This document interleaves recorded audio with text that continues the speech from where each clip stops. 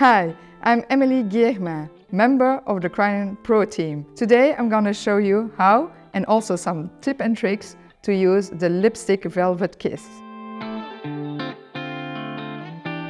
So before I start to do a lip color, I always redefine a little bit the lip with a foundation or concealer to shape them.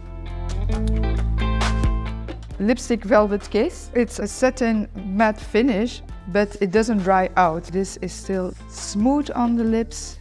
It's also long lasting. I personally start on the upper lip, so I first gonna really do the Cupido. I use the Blue Master high quality synthetic hair. They're really soft and perfect to do the lips. For the inside, I open the mouth a little bit, and then I go from the inner corner and I join. It's really important to really go inside, that you have everywhere product. Then I do underneath. I also start from inside. So you see, I'm moving also with my brush. When I'm filling in, I go flat. When I do really the side, I use it like more the point of my brush.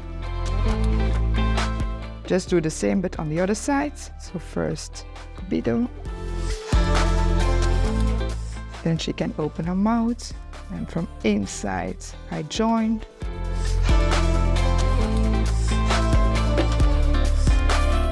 Filling at everything, blending well. You also can check, let your model smile. Then you can see, for example, here, filling at everything. Also for the shape under, you can ask your model to do this. Yeah, and then you can see here. If you did a mistake, you take a little bit of makeup blend with a brush and you can easily clean up. For cleaning, I use also Blue Master because again, the shape is perfect to retouch. And it's not too thin, because the problem is when you have too thin, you're gonna have more lines when you're blending it. But it's important really every time cleaning, because otherwise you're gonna make her pink all over. Now you have a perfect red lip. Thanks for watching. If you have any questions, let us know in the comments. For more content like this, please like, share and subscribe.